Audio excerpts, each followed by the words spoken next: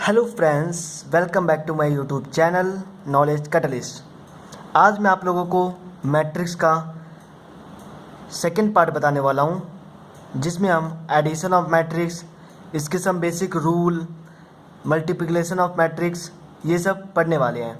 इसके पहले वाले वीडियो में मैंने मैट्रिक्स के बारे में बताया, टाइप्स ऑफ मैट्रिक्स बताया, मैट्रिक्स के ऑर्डर कैसे फाइंड करते हैं ये बताया। अगर आपने वो वाली वीडियो अभी तक नहीं देखी है तो डिस्क्रिप्शन में लिंक दे दूंगा, देख लेना। तो आइए स्टार्ट करते हैं। पढ़ने वाले एडिशन ऑफ मैट्रिक्स, किसी भी मैट्रिक्स को हम ऐड कैसे करते हैं। तो चलिए एक एग्जांपल के अनुसार देखते हैं। कोई मैट्रिक्स ए इक्वल टू है 1 2 3 4 और सेकंड कोई मैट्रिक्स बी है 5 6 7 8। तो हमसे कहेंगे ए प्लस बी हमें फाइंड करना है। तो पहले तो ए प्लस बी फाइंड करने के लिए हमें एक बात का पता होना ज़रूरी है कि किसी भी मैट्रिक्स को हमें ऐड करना है तो उसका ऑर्डर जो होता है वो सेम होना चाहिए, ऑर्डर सेम होना चाहिए, इक्वल, तभी किसी भी मैट्रिक्स को हम ऐड कर पाएंगे। जैसे इस मैट्रिक्स में हमारा ऑर्डर कितना है 2 × 2 और इस मैट्रिक्स का ऑर्डर कितना है 2 × 2। तो यहाँ पर देख सकते हैं ऑर्डर दोनों का सेम है, तभी ये दोनों मैट्रिक्स ऐड हो सकते हैं। अब कैसे ऐड होंगे तो आइए देखते हैं। ऐड करने के लिए पहले हम देखते हैं इसके पहला एलिमेंट कौन सा है। तो पहला एलिमेंट हम देखेंगे ये है और इसका पहला एलिमेंट ये है। तो इन दोनों को हम ऐड करेंगे, सिंपल 1 + 5 6। फिर ए का ही दूसरा एलिमेंट देखेंगे और बी का दूसरा एलिमेंट देखेंगे, इन दोनों को हम ऐड करेंगे 2 + 6 8।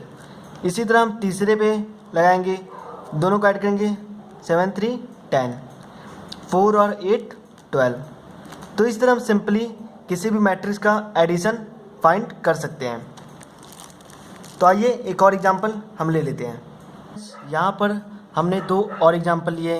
पहले एग्जांपल में ए की वैल्यू है 1 2 3 4, जिसका ऑर्डर कितना है 2 × 2 और बी की वैल्यू है 1 and 2, जिसका ऑर्डर है 2 × 1। तो यहाँ पर आप देख सकते हैं कि दोनों का ऑर्डर डिफरेंट है। तो यहाँ पर हम सिंपल कह सकते हैं एडिशन ऑफ मैट्रिक्स में बता चुका हूँ कि एडिशन ऑफ मैट्रिक्स तभी संभव है जब दोनों मैट्रिक्स का ऑर्डर सेम हो। तो यहाँ पर आप देखेंगे ऑर्डर डिफरेंट है, तो ये इसका एडिशन संभव नहीं है। ओके, इसके बाद हमारा सेकंड एग्जांपल है ए इक्वल टू, इसका ऑर्डर कितना है 3 × 3 और इसका ऑर्डर कितना है 3 × 3, यानी कि इसका ऑर्डर सेम है, तो इसका एडिशन पॉसिबल है। तो आइए करते हैं क्या होता है। ए प्लस बी क्या होगा, इसके पहले एलिमेंट और इसका पहले एलिमेंट ऐड करेंगे, क्या होगा 1 1 2, इसका सेकंड 2। इसी तरह आप करते जाएंगे। तो यहाँ पर देखेंगे आप simple A plus be found हो गया आपका। तो इसी तरह हम किसी भी मैट्रिक्स का एडिशन फाउंड करते हैं। ओके, तो यहाँ फ्रेंड्स एडिशन ऑफ मैट्रिक्स के बाद इसके कुछ प्रॉपर्टीज़ होती है, उसको भी देख लेते हैं।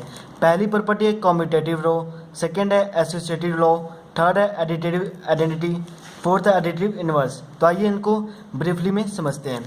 पहला है कॉम्यूटेटिव लॉ। इसको आप सब वाकिफ होंगे कि कॉम्यूटेटिव लॉ किसे कहते हैं, कि किसी भी दो मैट्रिक्स को अगर ऐड करें तो वो उसका उल्टा भी ऐड करना संभव होगा, यानी कि ए प्लस बी करें तो वो बी प्लस ए भी संभव होगा, तो उसे हम कहेंगे कॉम्यूटेटिव लॉ।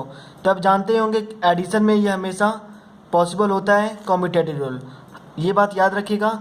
पॉजिटिव जो होता है, किसी भी मैट्रिक्स को ऐड करना है तो उसके लिए कॉम्यूटेटिव रूल वैलिड है।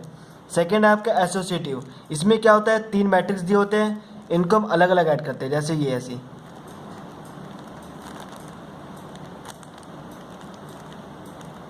हमने क्या किया है, पहले ए लिया है, बी लिया है, सी लिया है। तो सबसे पहले हमने बी और सी को एक साथ ऐड किया, फिर ए के साथ ऐड किया।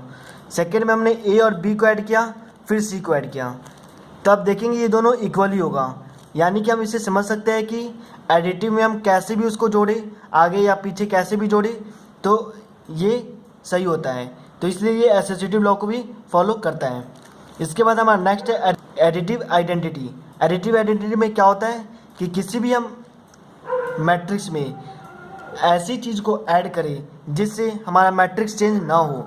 जैसे कि हमारा कोई मैट्रिक्स दिया हुआ है 1 2 3 4, इसमें ऐसी क्या चीज़ ऐड करें जिससे कि वो मैट्रिक्स सेम ही रह जाए, यानी कि मैट्रिक्स चेंज ना हो, ए इक्वल टू ए ही हो जाए। तो यहाँ पर आप देख सकते हैं अगर इस मैट्रिक्स में अगर जीरो ऐड कर दें तो हमारा एडिटिव आइडेंटिटी संभव है, यानी कि जीरो ऐड करने पर ए की वैल्यू कोई चेंज नहीं होगी। इसलिए हम कह सकते हैं कि addition of matrix additive identity भी पॉसिबल है। इसके बाद हमारा नेक्स्ट है एडिटिव इन्वर्स। एडिटिव इन्वर्स किसे कहते हैं?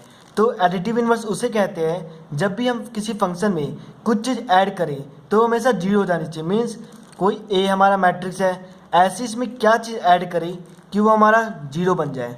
तो सिंपल होगा, इसके अंदर माइनस ऑफ ए होना चाहिए ताकि उसको ऐड करेंगे तो वो जीरो होगा। जैसे कोई एग्जांपल है ए इज इक्वल टू 1 1 1 1, इसमें ऐसी क्या चीज़ ऐड करें कि वो जीरो बन जाए, यानी कि बी की वैल्यू क्या होनी चाहिए?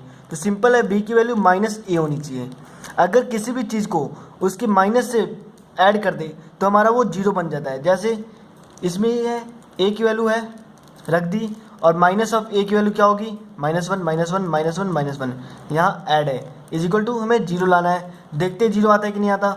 ऐड करने का बताया था आपको पहला, और इसके पहले को ऐड करेंगे 0 1 -1 0 0 0, यानी हमारा जीरो मैट्रिक्स आ रहा है। यानी कि एडिशन ऑफ मैट्रिक्स में additive inverse property rule obey करती है।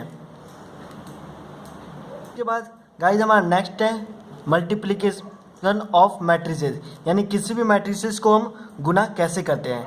तो जैसे कि हम एक एग्जांपल लेते हैं, ए इक्वल टू है 2 5 1 2 एंड हमारा कोई बी है 1 and 3। इसमें आप देखेंगे इन दोनों का ऑर्डर कितना है, इसका है 2 × 2 और इसका है 2 × 1। तो मल्टीप्लिकेशन में एक बात याद रखना जरूरी है कि किसी भी मैट्रिक्स का पहले उनका ऑर्डर लिखते हैं। जैसे इसका ऑर्डर 2 × 2 मिला है और इसका ऑर्डर हमें 2 × 1 मिला है।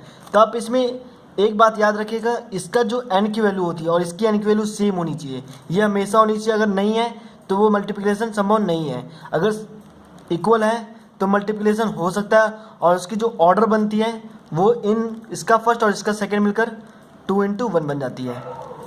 ओके, यानी कि किसी भी मैट्रिक्स का हमें मल्टीप्लिकेशन करना है तो पहले उसका ऑर्डर देखेंगे। ऑर्डर अगर ऑर्डर में पहले का कॉलम दूसरे का रो इक्वल है तो वो मल्टीप्लिकेशन संभव है। अगर इक्वल नहीं है तो वो मल्टीप्लिकेशन संभव नहीं होगा।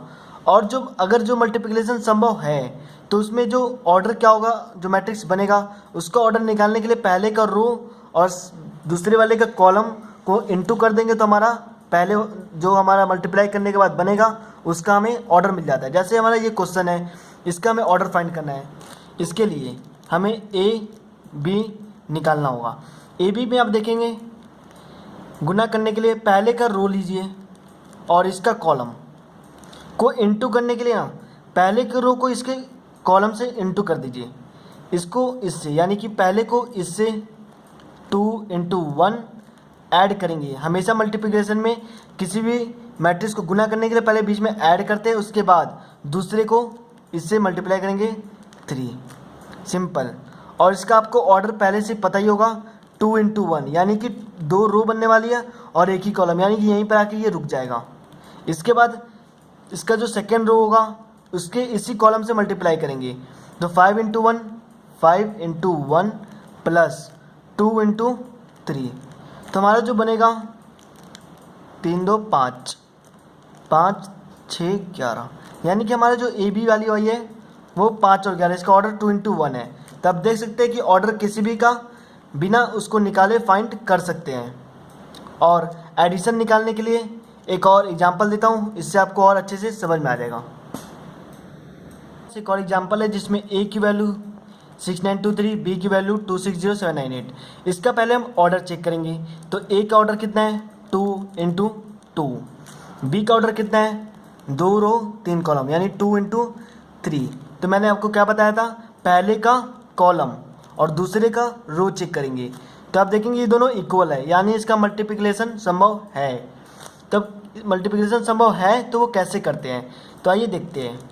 ए बी की वैल्यू लिख देंगे, फिर इसकी जो पहले रो होगी इसके कॉलम से मल्टीप्लाई करेंगे तो 6 × 2 12 प्लस 9 × 7 63। अब इसका जो अगर इसके आगे भी कोई कॉलम है तो उसी को इसके पहले रो से मल्टीप्लाई करेंगे। तो 693 को 69 से मल्टीप्लाई करेंगे, 6 into 6 plus 9 into 9। Okay, then इसके पहले को इसके तीसरे से मल्टीप्लाई करेंगे, तो हमारा होगा 6 इंटू 0 प्लस 8 इंटू 9। ठीक है, तो अब इसका मैट्रिक्स तो आप पहले से पता कर लेंगे। इसका ऑर्डर क्या होगा, 2 इंटू 3, यानी इसका ऑर्डर होने वाला है 2 इंटू 3। तो आप देख सकते हैं हमारा 2 रो बन गया है कि नहीं बना, 3 कॉलम बन गया है और 2 रो बनना है, यानी एक और रो चलेगी। तो वो कैसे चलेगी, अब इसके सेकेंड रो भी तो बाकी है। इसके सेकेंड रो को इसके पहले कॉलम से मिलाएंगे, 4 प्लस 21। इसके पहले सेकेंड रो को इसके दूसरे कॉलम से 12 प्लस 27। इसके सेकेंड रो को इसके तीसरे कॉलम से 2 इंटू 0 प्लस 8 इंटू 3। अब इसको सॉल्व करें आप, ये हो जाएगा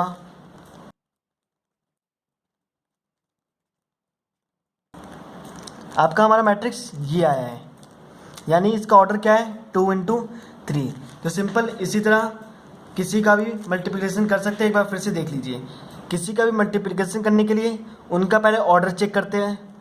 अगर ऑर्डर में पहले का कॉलम दूसरे का रो सेम निकला तो ये मल्टीप्लिकेशन संभव होगा, अगर सेम नहीं है तो ये कभी पॉसिबल नहीं होगा। तो फिर अगर पॉसिबल है तो उसके बाद मल्टीप्लाई करने के लिए पहले को रो चेक करेंगे और दूसरे में पहले का कॉलम चेक करेंगे, उन दोनों को मल्टीप्लाई करेंगे तो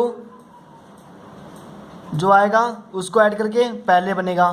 फिर पहले का रो दूसरे का दूसरा कॉलम है तो उससे बनाएंगे, इसी तरह आगे चलते जाएंगे।